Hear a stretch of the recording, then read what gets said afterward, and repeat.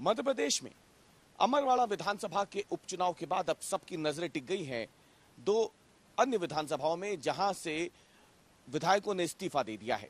अब यहां पे भी विधानसभा के उपचुनाव होने हैं। इनमें एक विधानसभा आती है श्योपुर जिले की विजयपुर विधानसभा, जहां से रामनिवास रावत विधायक थे कांग्रेस के 6 बार के, और उन्होंने इस्तीफा दे दिया है। फिलहाल वो मोहन यादव सरकार में मंत्री है, कैबिनेट मंत्री है।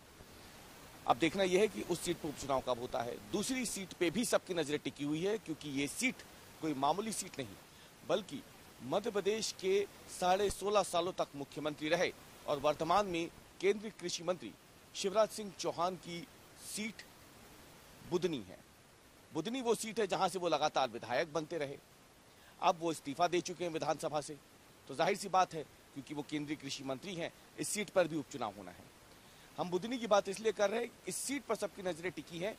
ये तो लगभग तय है कि जो रामनिवास रावत है वही उम्मीदवार होंगे विजयपुर विधानसभा से, लेकिन सवाल ये है कि शिवराज सिंह चौहान के बाद आखिर बुधनी से दावेदार कौन होगा, बुधनी से कौन विधायक होगा, और शिवराज सिंह चौहान की परंपरागत सीट को अब आगे कौन ले जाएगा।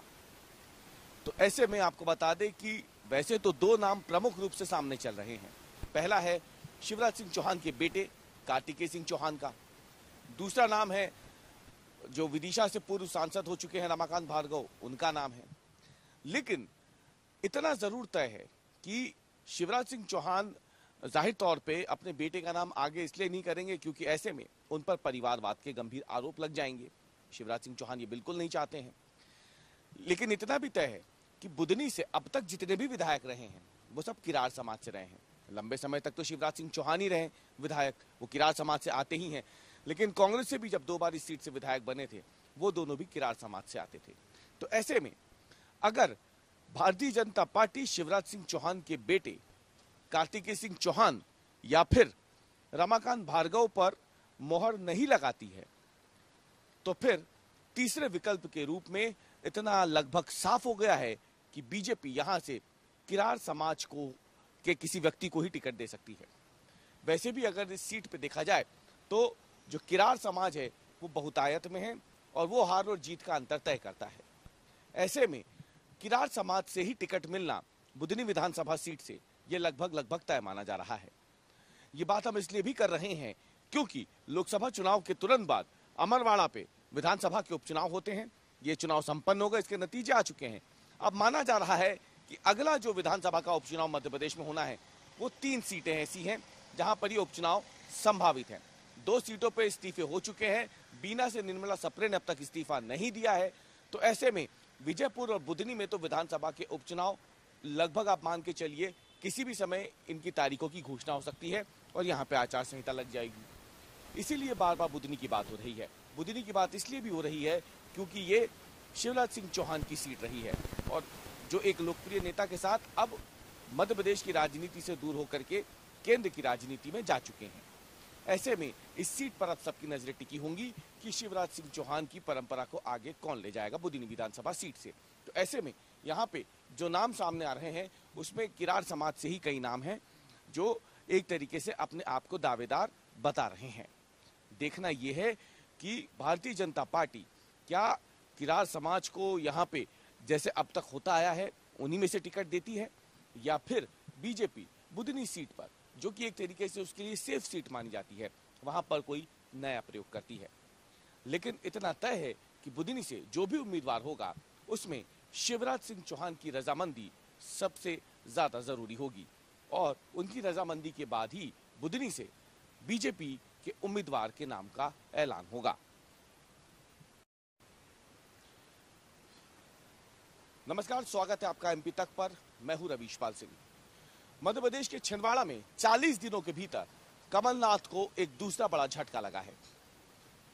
कमलनाथ के बेटे नकुलनाथ हाल ही में लोकसभा चुनाव हारे थे और अब कमलनाथ के गढ़ छिंदवाड़ा में विधानसभा सीट पर बीजेपी ने सेंध लगा दी है। ऐसे में अब सवाल उठने लगे हैं कि कमलनाथ और उनके बेटे नकुलनाथ का भविष्य क्या होगा। कमलनाथ पहले ही साफ कर चुके थे कि जो लोकसभा चुनाव गया है ये उनका अंतिम एक तरीके से सक्रिय राजनीति का चुनाव था।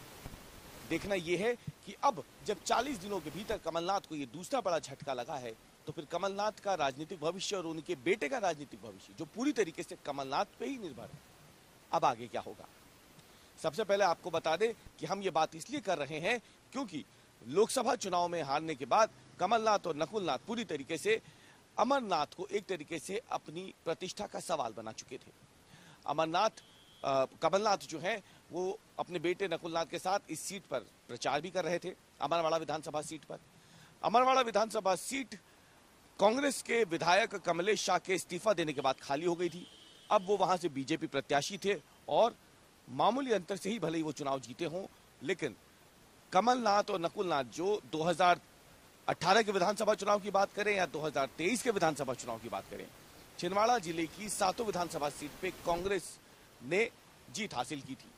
अब इस सीटों पर अगर देखा जाए तो विधानसभा सीटों के लिहाज से देखा जाए तो बीजेपी ने सेंध लगा दी है। लोकसभा तो बीजेपी पहले ही जीत चुकी थी, अब 7 विधानसभा सीट में से भी एक सीट बीजेपी के पास आ गई है। कहीं ना कहीं ये इशारा कर रहा है कि धीरे धीरे छिंदवाड़ा से, जिस तरीके से भाजपा ने अपना प्लान बनाकर रखा है छिंदवाड़ा फतेह का, क्योंकि लंबे समय से वहां जीती नहीं थी और वो लगातार चाह रही थी कि छिंदवाड़ा भी अगर वो जीत जाएगी तो फिर आदिवासी बहुल इलाकों में एक तरीके से बीजेपी अपना परचम लहराने की शुरुआत कर देगी। अब छिंदवाड़ा लोकसभा जीतने के बाद अमरवाड़ा विधानसभा का उपचुनाव जीतने पर बीजेपी तो अपने प्लान में आगे बढ़ती दिख रही है, लेकिन सवाल उठ रहे हैं कि अब कमलनाथ और नकुलनाथ के राजनीतिक भविष्य का क्या होगा। देखिए, कमलनाथ लोकसभा चुनाव से ठीक पहले अगर देखा जाए तो उस समय सुर्खियों में आ गए थे जब ये खबरें उड़ी थी कि कमलनाथ और नकुलनाथ बीजेपी जाने वाले हैं। हालांकि बाद में कमलनाथ ने खुद इसका खंडन किया था। उसके बाद वो लगातार अपने बेटे के लिए, नकुलनाथ के लिए चुनाव प्रचार में जुट गए। लेकिन लोकसभा चुनाव में अगर देखा जाए तो कमलनाथ को छोड़ करके कोई बड़ा चेहरा कांग्रेस की तरफ से नकुलनाथ के प्रचार के लिए नहीं पहुंचा।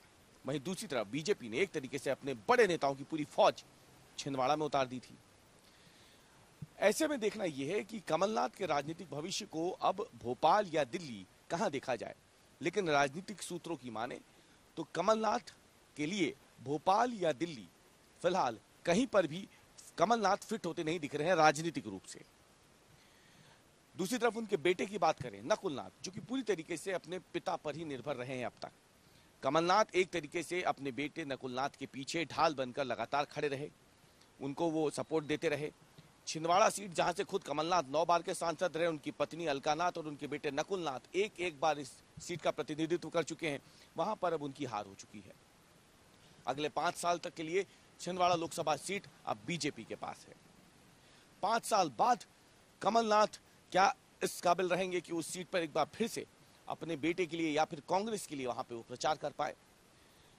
जिस तरीके से राजनीतिक भविष्य कमलनाथ का देखा जा रहा है, तो अब एक तरीके से धीरे धीरे मध्य प्रदेश में कमलनाथ का राजनीतिक वर्चस्व समाप्ति की ओर दिख रहा है अमरवाड़ा विधानसभा की इस हार के बाद। दूसरी तरफ बात नकुलनाथ की करें तो अब चुनौती नकुलनाथ के सामने है कि वो मध्य प्रदेश में अपने आप को किस तरीके से बड़े नेताओं के बीच में एडजस्ट कर पाते हैं। मध्य प्रदेश कांग्रेस में बड़े नेताओं की जब हम बात करें तो जीतू पटवारी, उमंग सिंघार, अरुण यादव, जयवर्धन सिंह, दिग्विजय सिंह जैसे बड़े नाम हैं, अजय सिंह भी हैं। ऐसे में इतने बड़े नामों के बीच कमलनाथ के बेटे नकुलनाथ अपनी जगह कहां बना पाएंगे, ये अपने आप में एक बड़ा सवाल है।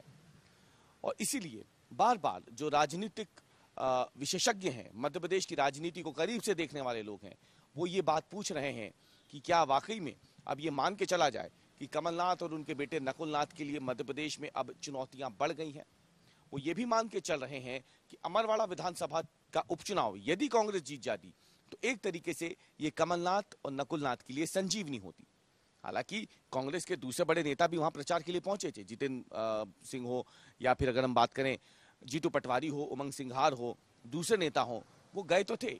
लेकिन इस हार ने जहां एक तरफ कांग्रेस के संगठन पे सवाल खड़े किए, तो वहीं कहीं उससे ज्यादा बड़े सवाल और चुनौतियां कमलनाथ और उनके बेटे नकुलनाथ के सामने खड़ी हो गई है, क्योंकि छिंदवाड़ा को एक तरीके से कमलनाथ के नाम से ही जाना जाता है।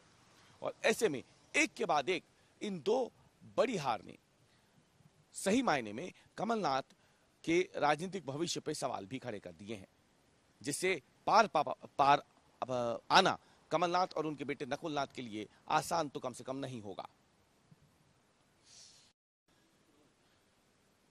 नमस्कार, स्वागत है आपका एमपी तक पर। मैं हूं रवीशपाल सिंह।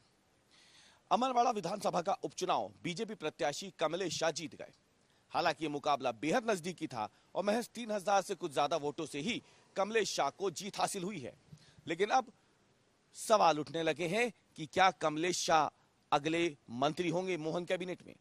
ये सवाल इसलिए भी उठ रहे हैं क्योंकि विधानसभा के उपचुनाव से ठीक पहले विजयपुर विधानसभा से आए रामनिवास रावत को बीजेपी ने मंत्री पद की शपथ दिलाई है।